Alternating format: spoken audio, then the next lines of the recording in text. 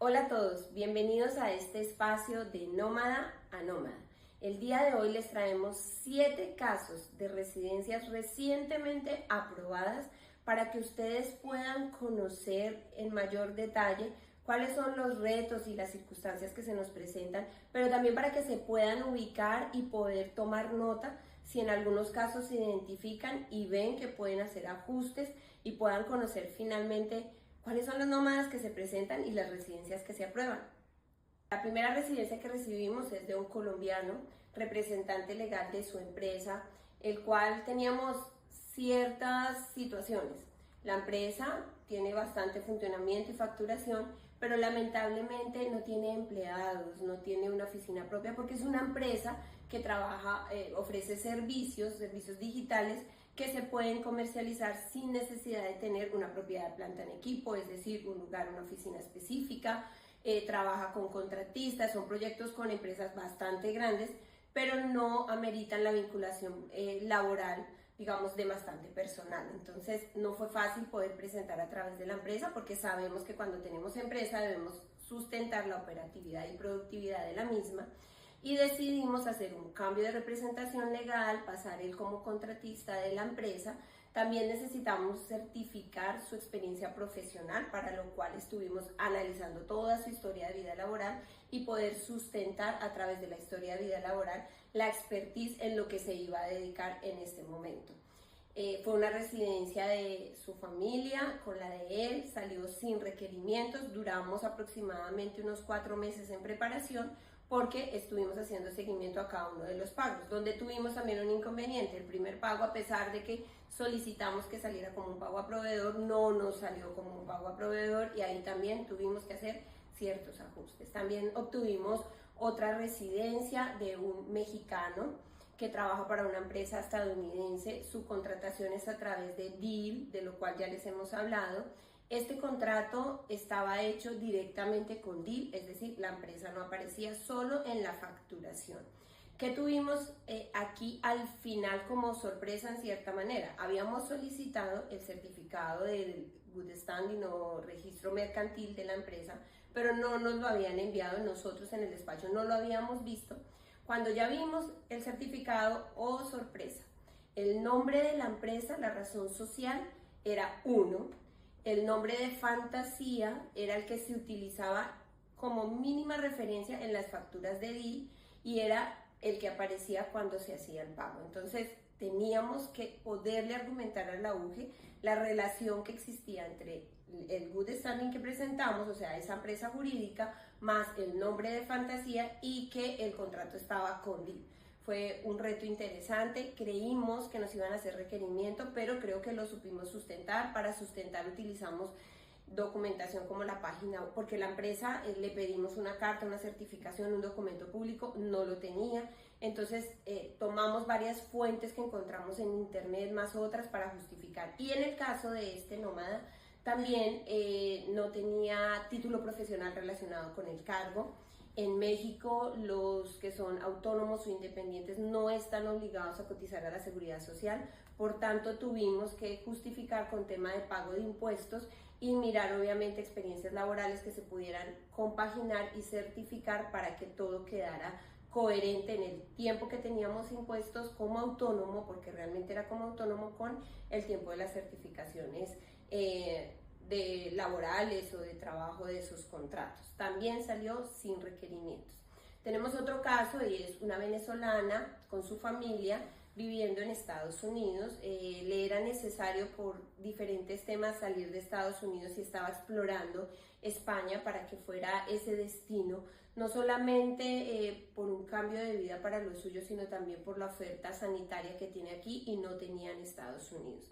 El caso de ella ya nos contactó cuando ya había preparado la facturación por parte de su empresa para que fuera un poco más organizada, la empresa que la tenía ya contratada. El inconveniente que encontramos, ¿cuál fue? Que ella no tenía experiencia, título profesional ni experiencia laboral certificada, no teníamos impuestos ni aportes a seguridad social para certificar a lo que se dedicaba, que era una asesora de seguros.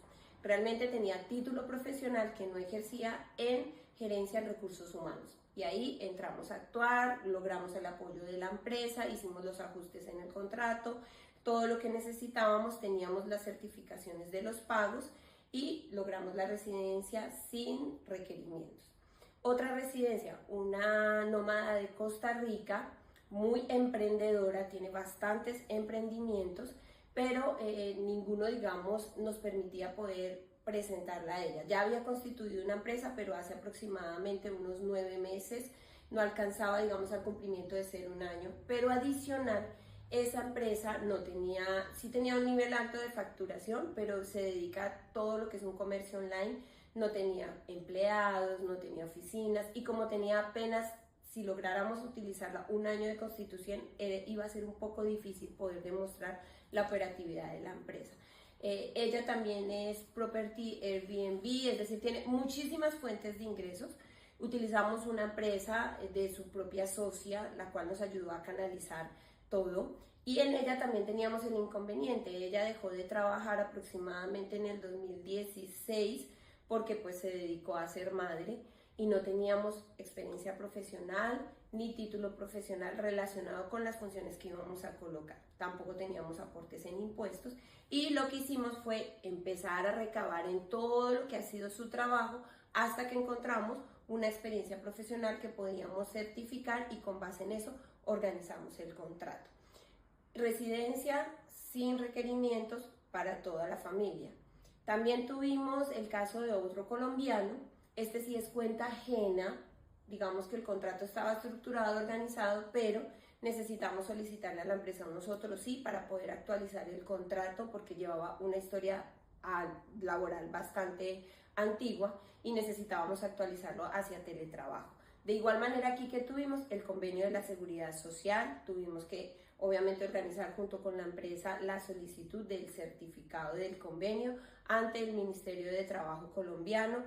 Ahí lo que hicimos fue jugar mucho con las fechas para que nos alcanzara en el tiempo, para que alcanzara a obtener la residencia y no perdiera porque el convenio lo daban por 3 años y sabemos que la residencia se la dan hasta la fecha finalización del convenio. Entonces jugamos mucho con los tiempos, alcanzamos a que ese convenio, el certificado nos lo expidieran antes de que él viajara y presentamos el expediente. Realmente en el caso de él, el convenio empezaba el desplazamiento o a ejecutarse desde el 1 de octubre del 2025 y logramos pues tenerlo y radicarlo antes, es decir que su residencia salió aproximadamente el 23 de septiembre, mucho antes del convenio y fue por los 3 años porque va hasta el 23 de septiembre del 2028. Es decir, logramos cubrir el tiempo y no perder días por causa de que no nos compaginaran unos con otros. Es un tema que después les explicaremos. También tuvimos un mexicano, el cual nos contactó porque este mexicano ofrece servicios a través de muy independiente, finalmente él se dedica al sector audiovisual, pero no tenía un contrato específico. Cuando nos contactó, él ya estaba con un amigo que tiene una empresa organizando sus pagos. Pero ¿qué encontramos? Que los pagos pues no estaban bien justificados en la trazabilidad que tanto insistimos que es necesaria, para lo cual tuvimos que buscar bastante información.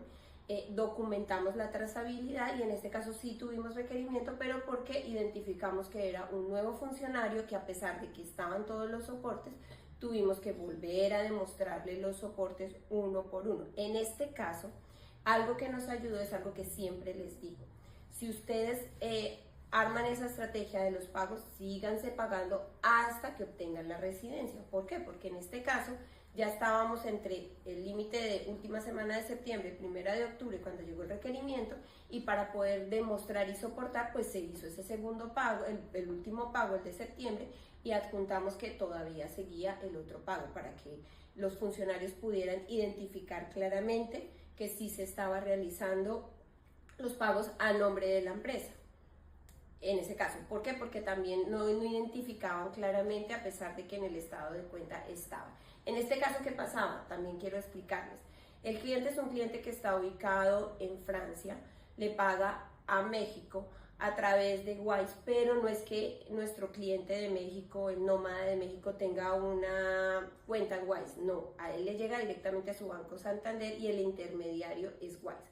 ¿Cuál es el inconveniente? Que el cliente en Francia pagaba Wise y cuando Santander hacía el abono del dinero, no se reflejaba realmente de quién venía, sino del banco intermediario que es JP Morgan. Entonces teníamos que mostrar esa trazabilidad y ahí fue donde el funcionario pues puso el ojo y quiso decir que no era claro, pero lo logramos justificar. Y por último, un nómada colombiano que se encontraba residiendo en Inglaterra con una visa de estudios y permiso de trabajo que ya se vencía y para él era necesario poder trabajar con la empresa. La empresa tenía sede en Inglaterra y también sede en Malta y quería pues obviamente, estaba en el límite de que finalizara su visa. Cuando nos contactó, organizamos cómo íbamos a hacer los pagos, se trasladó su contrato a la empresa de Malta, se empezaron a hacer los pagos de los 3 últimos meses. El caso de él era que el pago se hizo a través de Stripe, entonces ahí tuvimos que argumentar muy bien y guardar muy bien la trazabilidad, también salió sin requerimientos. Esperamos que esto les haya dado la oportunidad de ver que hay caminos, cuáles son los diferentes casos que se presentan. Quiero aclarar que, como pueden ver, en todos los casos son personas que realmente teletrabajan, sí hacen un trabajo remoto y sí perciben ingresos por honorarios o laborales por su trabajo. ¿Por qué?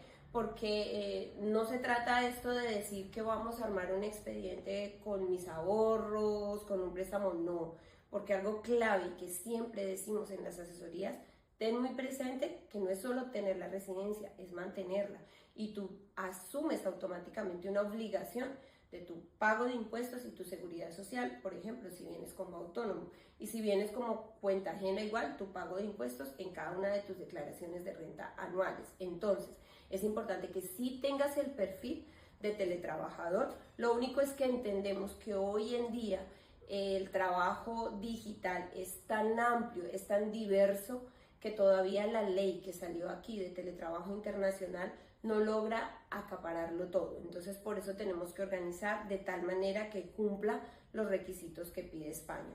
Pero si eres un nómada que tiene los ingresos así, pues lo podemos organizar. Esperamos que esto les haya servido de ayuda y recuerden, estamos aquí para asesorarlos de nómada a nómada. Un saludo.